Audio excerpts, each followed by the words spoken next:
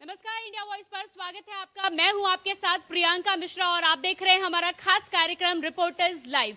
Reporters live में हम दिन भर की बड़ी खबरों का जायजा लेते हैं और हमारे तमाम संवाददाता उन खबरों पर पूरी जानकारी आपको देते हैं। तो चलिए हमारे कार्यक्रम की शुरुआत करते हैं। मेरे साथ हैं नमस्कार, मैं हूं आपके साथ सुनील चौहान। तो जिस तरह से मैंने आपको कहा कि रिपोर्टर्स लाइव में हमारे तमाम रिपोर्टर्स बड़ी खबरों का जायजा आप तक पहुंचाते हैं, तो सबसे पहले आज बात करेंगे पहली खबर की। सुनील, क्या है बड़ी खबर? जी प्रियंका, मैं आपको बता दूं, आज लोकसभा में अविश्वास प्रस्ताव के दौरान कांग्रेस नेता राहुल गांधी ने भाषण दिया। क्या कहा, क्या अहम बातें रही, इस खबर को बता रही हैं हमारी सहयोगी स्वीटी दीक्षित। चर्चा करने का दूसरा दिन है और ऐसे में राहुल गांधी पहुंचे लोकसभा में और उनके बयान से ही विपक्ष में शुरुआत हुई। और बता दें कि राहुल गांधी ने जमकर हमला बोला एनडीए पे। राहुल गांधी ने कई प्रश्न पूछे। राहुल गांधी ने पूछा कि पीएम मोदी आखिरकार इतने दिनों होने के बाद भी मणिपुर क्यों नहीं गई, एक बार वहां जाके जनता का हाल क्यों नहीं पूछा। मैं जब वहां पे गया था तो मैंने देखा था किस तरीके से लोगों की क्या दुर्दशा वहां पे नजर आ रही है। राहुल गांधी ने यह भी कहा कि जब मैं वहां पे पहुंचा, एक महिला से पूछा कि आप यहाँ पे कैंप में क्या कर रही है। महिला ने कहा कि मेरे बेटे को मार दिया गया, मेरा कोई भी सहारा नहीं था, मैं रात भर अपने बेटे के शव के साथ वहां पे सोई, उसके बाद डर के मारे मैं ये राहत कैंप में आई हूँ। दूसरी महिला से जब मैंने प्रश्न पूछा तो दूसरी महिला इतनी ज्यादा खौफ खा गई कि वो तुरंत बेहोश होकर गिर गई। तो वो दिन तक मैंने मणिपुर में जाके देखे हैं। राहुल गांधी ने कई सवाल खड़े किए। राहुल गांधी ने ये भी कहा है कि आखिर पीएम मोदी क्यों इससे बच रहे हैं, क्यों भाषण नहीं दे रहे हैं अपना मणिपुर को लेकर। इसी के साथ राहुल गांधी ने यह भी कहा है कि भारत का कत्ल, हिंदुस्तान का कत्ल जो है वो मणिपुर में हो रहा है। साफ तौर पर नजर आ रहा है क्या दुर्दशा मणिपुर की दिख रही है और जो भी तस्वीर निकल के सामने आ रही है वो काफी दुर्भाग्यपूर्ण है। राहुल गांधी ने कई बार वार किए हैं और इसी के साथ राहुल गांधी ने यह भी कहा है कि जब मैंने भारत जोड़ो यात्रा शुरू की थी तब मेरे अंदर भी बहुत ज्यादा अहंकार था। तब मैं सोच रहा था कि एक दिन में 20 से 25 किलोमीटर आराम से चल लूंगा, लेकिन मेरा अहंकार टूट गया जब मैं 2 से 3 किलोमीटर ही एक दिन में चल पा रहा था और मैं भेड़िए से चींटी के रूप में आ गया। यानी कि यह दर्शाता है कि अहंकार आपका ज्यादा दिन तक नहीं चल सकता। राहुल गांधी ने यह भी कहा है कि रावण को राम ने नहीं मारा था, उसके ही अहंकार ने मारा था। इसी के साथ अडानी का भी मुद्दा राहुल गांधी ने उठाया। इसी के साथ बता दें कि राहुल गांधी ने जब अपने भाषण की शुरुआत की, उन्होंने धन्यवाद किया क्योंकि उनके लोकसभा की सदस्यता जो थी वो बहाल कर दी गई। कई सवाल राहुल गांधी ने दागे और बता दें तकरीबन 1 घंटे का पूरा भाषण था राहुल गांधी का।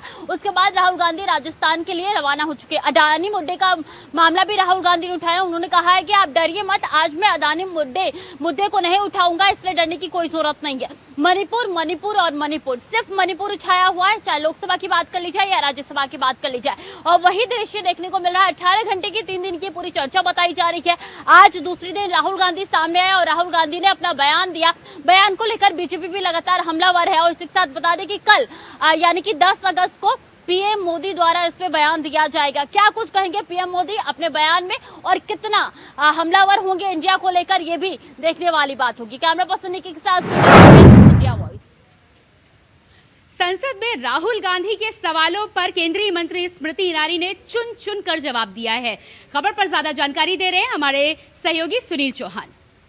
लोकसभा में राहुल गांधी आज भाषण दे रहे थे, उस दौरान एक विवाद पैदा हो गया। आपको बता दें, केंद्रीय मंत्री स्मृति ईरानी ने कहा कि राहुल गांधी जाते जाते महिला विरोधी एक हरकत करके गए हैं, जिसको लेकर उन्होंने महिला जो बीजेपी सांसद हैं उन्होंने मिल शिकायत दी स्पीकर को और तमाम बातें सामने निकल कर आ रही हैं। आपको बता दें, कहा जा रहा है कि राहुल गांधी जब सदन से जा रहे थे तो उन्होंने फ्लाइंग किस दी, जिसको लेकर बीजेपी की महिला सांसदों ने इस पर आपत्ति जाहिर की है।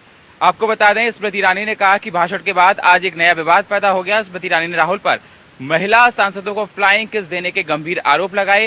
उन्होंने एक बात पर कहा कि मैं आपत्ति जाहिर करना चाहती हूं, जिनको आज मुझसे पहले बोलने का अधिकार दिया गया, उन्होंने जाते जाते स्त्री विरोधी लक्षण के दर्शन दिए। कोई अभद्र शख्स की महिला सांसदों को फ्लाइंग किस दे सकता है? गर्मावीन आचरण को देश के सदन में अभी नहीं देखा गया। आपको बता दें, बीजेपी सांसद शोभा करंदलाजे ने इसकी शिकायत स्पीकर से की है और बताया जा रहा है कि महिला सांसद काफी नाराज दिखाई दे रही हैं। बीजेपी नेता अमित मालवीय ने भी इसका वीडियो जारी किया है और उन्होंने कहा कि राहुल गांधी की इसमें लफंगई देखी गई है। अब आपको बता दें, जिस प्रकार से राहुल गांधी देखा जाता है कि कई बार लोकसभा में कुछ ना कुछ ऐसा कर जाते हैं कि बीजेपी इसको आड़े हाथों ले लेती है। कैमरामैन निक्की के साथ मैं सुनील चौहान, इंडिया वॉइस। बिहार भाजपा की कमान संभालने के बाद प्रदेश अध्यक्ष सम्राट चौधरी ने पदाधिकारियों की लिस्ट को जारी किया है। इस खबर को बता रहे हैं हमारे सहयोगी अमन।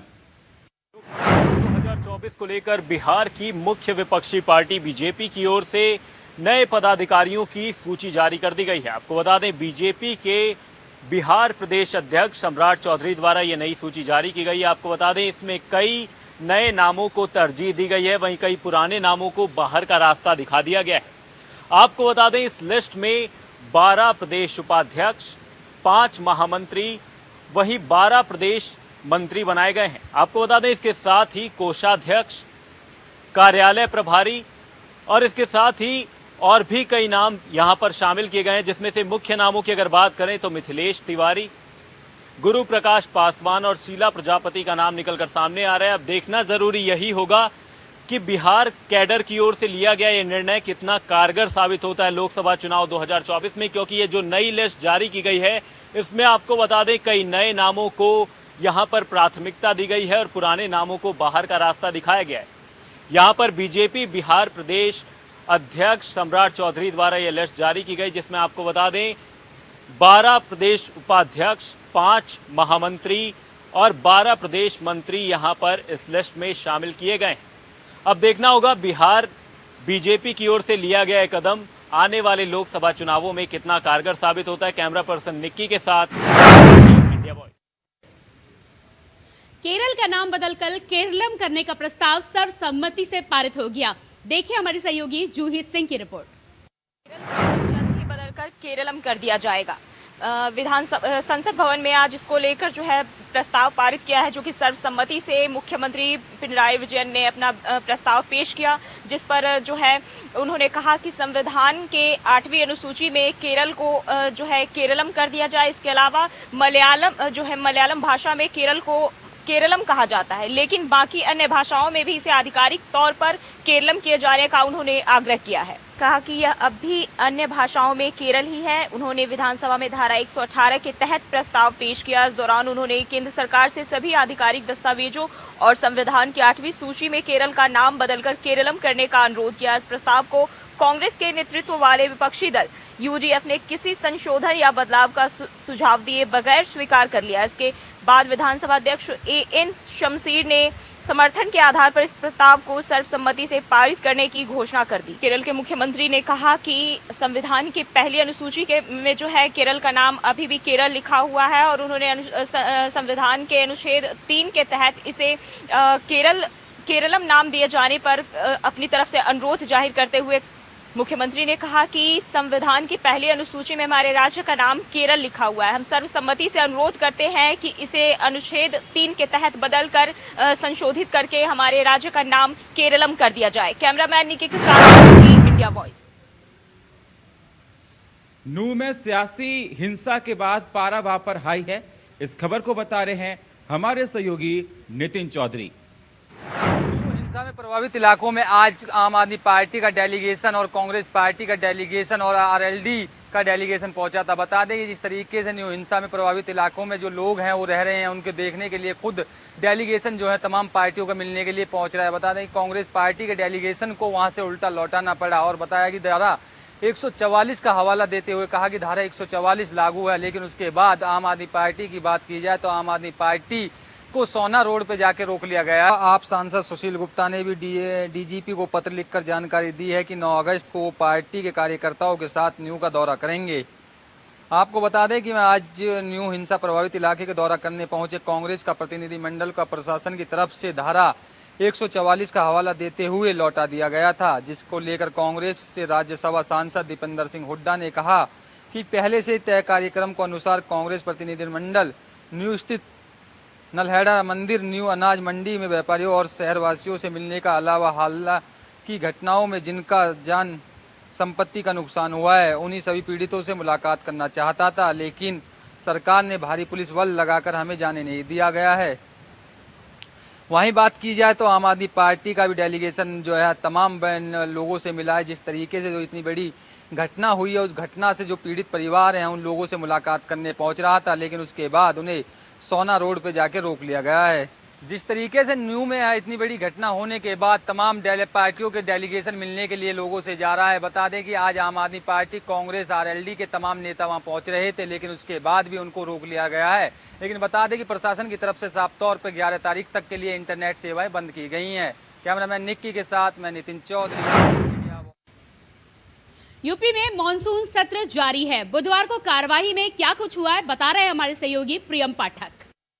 यूपी विधानसभा का मानसून सत्र जारी है। विधानसभा मानसून सत्र के तीसरे दिन भी आज विपक्ष की तरफ से कई मुद्दे जो है वो सदन के अंदर उठाए गए, हंगामा किया गया और उनका सरकार की तरफ से बाकायदा जो है जवाब भी दिया गया। विपक्ष के नेता के तौर पर बात करें तो अखिलेश यादव ने नेता प्रतिपक्ष के तौर पर सदन के अंदर कई सवाल जो है उनको उठाए। किसानों से जुड़ा हुआ मुद्दा हो, अन्य महंगाई के मुद्दे हो, उनको लेकर हो, और इसके अलावा विधानसभा की नई जो संशोधित नियमावली है इसको लेकर भी अखिलेश यादव ने जो है वो अपना बयान जो है वो दिया और उसमें उन्होंने कहा कि नई नियमावली के बाद कई और परिवर्तन जो है वो देखने को मिलेंगे। टमाटर के जो बड़े दाम है इस पर कोई बात नहीं की जा सकेगी, सांड पर कोई जो है वो बात नहीं कर पाएगा, जो किसानों के मुद्दे हैं इस पर बात नहीं होगी।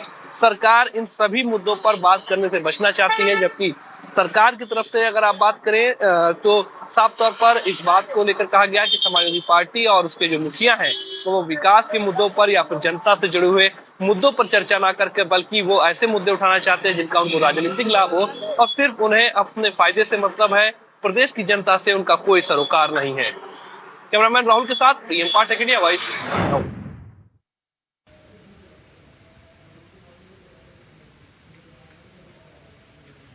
मुख्यमंत्री पुष्कर सिंह धामी ने जाकर आपदा कंट्रोल रूम के स्थिति का जायजा लिया। इस खबर को बता रहे हैं हमारे सहयोगी अभय कैंतुरा। पुष्कर सिंह धामी इस समय सचिवालय स्थित आपदा कंट्रोल रूम में पहुंचे हैं, जहां पर मुख्यमंत्री पुष्कर सिंह धामी जो प्रदेश में जो भारी बारिश हो रही है, जिस पर मौसम विभाग ने अंदेशा भी जताया था, उस पर जो नुकसान हुआ उस नुकसान की जानकारी यहाँ पर ले रहे हैं। किन किन क्षेत्रों में नुकसान हुआ, किन किन जनपदों में किस प्रकार से राहत बचाव के काम यहाँ पर चल रहे हैं, उन सब चीज़ों की पूरी जानकारी ले रहे हैं। साथ ही अधिकारियों को दिशा निर्देश दे रहे हैं कि जो आवश्यक काम है, यानी राहत बचाव कामों में जो जरूरी जो चीज़ें हैं पहले उसको यहाँ पर किया जाए। अगर किसी मरीज को देहरादून लाना है, जो इस समय कह सकते हैं कि रास्ते में फंसे हुए हैं, मार्ग टूटे हुए, अगर उन्हें एयरलिफ्ट करने की जरूरत है तो वहाँ पर हेलीकॉप्टर भेजने के लिए भी दिशा निर्देश मुख्यमंत्री की तरफ से दिए गए। मुख्यमंत्री के साथ इस समय ये कह सकते हैं कि जो आपदा के जो सचिव हैं वो सचिव यहाँ पर मौजूद हैं और आपदा के सचिव यहाँ पर मौजूद हैं। एसीएस गृह जो रातौड़ी है वो यहाँ पर मौजूद हैं। गढ़वाल कमिश्नर यहाँ पर मौजूद है। एनडीआरएफ और एसडीआरएफ के जो आला अधिकारी हैं वो यहाँ पर मौजूद हैं और सभी से पूरी तरीके से मुख्यमंत्री पुष्कर सिंह धामी यहाँ पर जानकारी ले रहे हैं। कोशिश यही है कि जो इस समय जो यहाँ पर काम जो चल रहे हैं, यानी आपदा में जो नुकसान हुआ है उस नुकसान की भरपाई यहाँ पर ज़्यादा से ज़्यादा हो सके, उस नुकसान से लोगों को राहत दी जा सके, उसकी कोशिश यहाँ पर की जा रही है। तो ये समझा जा सकता है कि मुख्यमंत्री पुष्कर सिंह धामी लगातार एक्टिवनेस यहाँ पर दिखा रहे हैं। उन सब चीज़ों की समीक्षा यहाँ पर करें जो आवश्यक चीज़ें भी हैं, जरूरी भी हैं इस आपदा की घड़ी में राज्य के जनता के लिए, राहत बचाव कामों के लिए। कैमरामैन है सुनील साहब, अभय केंद्र। देश में बुधवार को अगस्त क्रांति दिवस मनाया जा रहा है, जिसको लेकर समाजवादी पार्टी ने कार्यक्रम का आयोजन किया। जायजा ले रहे हैं हमारे सहयोगी प्रियम पाठक।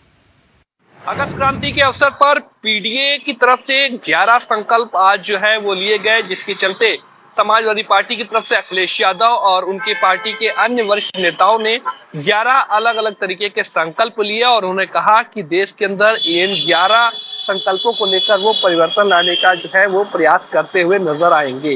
उन्होंने कहा कि हम संकल्प लेते हैं कि खुशहाल यूपी और खुशहाल इंडिया करके रहेंगे। समाज में धार्मिक सद्भावना, सहिष्णुता और अन्य जो मसले हैं उनको बढ़ाया जाएगा जो देश के हित में होंगे। लोकतंत्र, गणराज्य, संविधान को बचाने का भी संकल्प जो है वो आज लेते हुए अखिलेश यादव और उनके दल के अन्य नेता नजर आए। जबकि इस पर कटाक्ष करते हुए समाजवादी पार्टी पर बीजेपी ने जो है वो हमला किया और उसकी तरफ से कह सकते हैं भूपेंद्र चौधरी जो प्रदेश अध्यक्ष है बीजेपी के, उन्होंने कहा कि सपा सिर्फ चुनावी जुमले जो है वो खोजती है, सिर्फ तस्वीरें खिंचवाना इनका संकल्प है। सामाजिक सरोकार से, देश के सरोकार से इनका कोई लेना देना नहीं है। वहीं डिप्टी सीएम केशव प्रसाद मौर्य ने भी समाजवादी पार्टी के इन 11 संकल्पों पर हमला बोला। उन्होंने कहा सपा का संकल्प सिर्फ परिवारवाद है, परिवारवाद डेवलपमेंट अथॉरिटी है समाजवादी पार्टी। सपा जनता के मुद्दे नहीं बल्कि सारस और सांड पर जो है वो बात करना चाहती है। जो जनता से जुड़े हुए मुद्दे हैं, जिनसे प्रदेश की जनता का सरोकार है, उन मुद्दों पर समाजवादी पार्टी कभी भी बात करना नहीं चाहती है।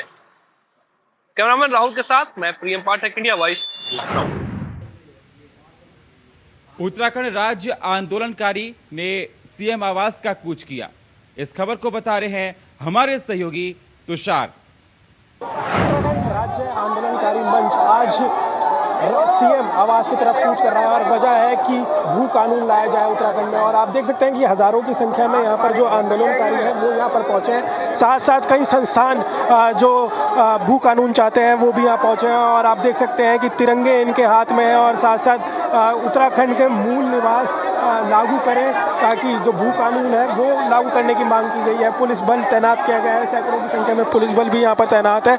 लेकिन आप देख सकते हैं कि जो आंदोलनकारी हैं वो बैरिकेडिंग पे भी चढ़ चुके हैं, लेकिन लगातार पुलिस प्रशासन उन्हें रोकने की कोशिश कर रहा है और झड़प भी देखने को मिल रही है पुलिस प्रशासन और आंदोलनकारियों के साथ।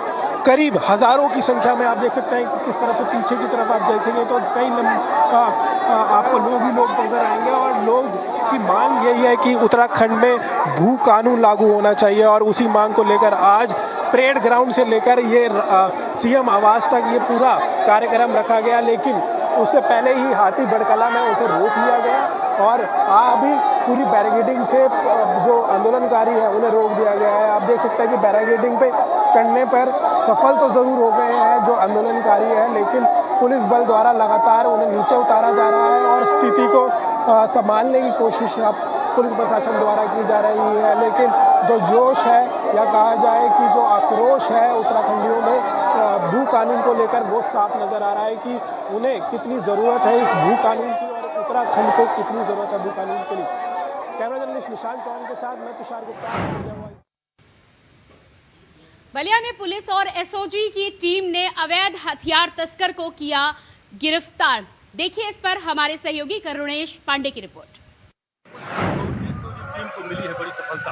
मैं आपको बता दूं कि आज बलिया में एसओजी टीम और बलिया के थाना नरही पुलिस ने एक ऐसे अभियुक्त को गिरफ्तार किया है जो अवैध असलहा का कारोबार करता था। वो बिहार से असलहा लिया करके और यूपी में बलिया सहित अन्य जनपदों में वो अवैध असलहा बेचा करता था। जहाँ आज पुलिस मुखबिर के सिलसिला पर गाजीपुर और बलिया के बॉर्डर पर जो पुलिस एसओजी टीम और बलिया नरही थाना पुलिस ने उसको गिरफ्तार किया। उसके कब्जे से लगभग 7 अवैध पिस्टल बरामद हुआ, जिसमें कि 5 जो है 9mm और 2 जो है 32 बोर की पिस्टल बरामद हुई है। जहाँ पे पुलिस जो है वो लगभग ये 5 वर्षों से इस तरह का अवैध जो है काम करता था, अवैध पिस्टल लिया करके और यहाँ अन्य जनपदों में बेचा करता था। लगभग जो है 200 पिस्टलों से अधिक जो है उसने बेचा है। और इस तरह का कारोबार जो करता था, जब पुलिस को कहीं ना कहीं से मुखबिर से सूचना मिली तो पुलिस ने गाजीपुर और बलिया को बॉर्डर पर गिरफ्तार किया है। जहाँ गिरफ्तार करने के बाद जो है उसने ये सारी चीज़ें कबूल की हैं और उसको लेकर के यहाँ पर प्राथमिक दर्ज करके और उसके ऊपर आगे कार्रवाई की जाती है। बलिया से मैनपुरी में बाप बेटे को शर्मसार करने वाली खबर सामने आई है।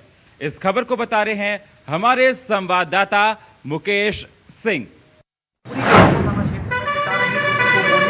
हत्या करती है। हत्या करने का कारण तो फिलहाल सामने नहीं आया। औसा थाना क्षेत्र के गांव अकबरपुर का मामला सामने आया। यहाँ के रहने वाले राजीव कुमार पुत्र राम सिंह विजय सिंह ने अपने ही बेटे को गोली मार दी है। लाइसेंसी राइफल से उनको गोली मारी गई है, जिसके बाद वह गंभीर घायल हो गए थे। उनको जिला अस्पताल के इमरजेंसी में भर्ती कराया गया था। गंभीर हालत देखते हुए उनको आगरा रेफर किया गया था। रास्ते में ही उपचार के दौरान उन्होंने दम तोड़ दिया है। फिलहाल पुलिस ने पिता स्वयं ही राइफल लेकर जिला थाने पहुंचा। औसा थाने पहुंचकर आत्मसमर्पण किया है और पिता ने स्वयं गोली मारने की बात भी कही है, जिसके बाद पुलिस ने पिता को गिरफ्तार कर लिया है और बाकी जो छानबीन है मामले की करते शुरू कर दी है। तो वहीं पर पुलिस अधीक्षक ने पूरी जानकारी देते हुए बताया कि राजीव कुमार के घर में सुबह तकरीबन 9 बजे घर में ही कुछ विवाद हुआ और उसके बाद उनको गोली मार दी उनके पिता ने ही। पिता की गोली मारने के बाद आवाज़ सुनकर स्थानीय लोग भी मौजूद आ गए। इसके बाद राजीव को गंभीर घायल अवस्था में जिला अस्पताल की इमरजेंसी में लाया गया था, जहाँ उनको आगरा रेफर करने के दौरान उपचार के दौरान उनकी मौत हो गई है।